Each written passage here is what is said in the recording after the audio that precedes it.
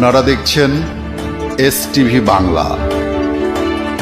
দর্শক আসসালামু আলাইকুম। সাভার নবীনগর জাতীয় স্মৃতিসৌধ থেকে সরাসরি যুক্ত হয়েছি। দর্শক আপনাদেরকে আজকে আমরা দেখাবো ঘরমুখী মানুষের চাপ রয়েছে, সেই চিত্রগুলো আপনাদের মাঝে আমরা তুলে ধরবো। তো প্রিয় দর্শক, আপনারা সকলেই জানেন, অবগত আছেন, 7ই জুন পবিত্র ঈদুল আজহা।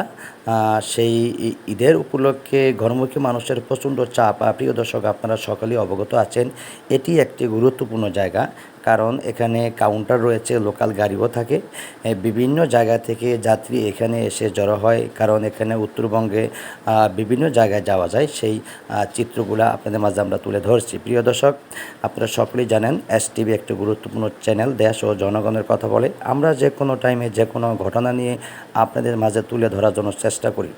তাই বিশেষ প্রতিনিধি মোহাম্মদ আবুল কাশেমের পাঠানো প্রতিবেদন নিয়ে বিস্তারিত দেখুন। আল্লাহ হাফেজ।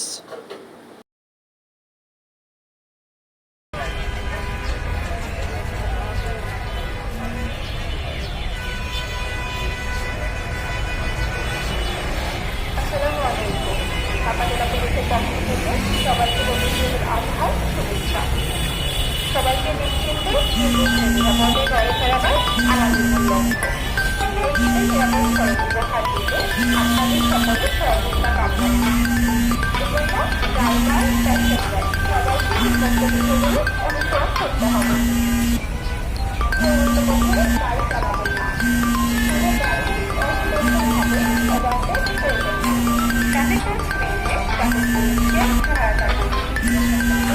গাড়ি থামিয়ে প্রতিরোধ করা চেষ্টা করবেন না।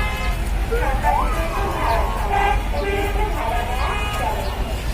যাত্রীদের গাড়ি চালিয়ে বিরত রাখুন। সবাই আলাদা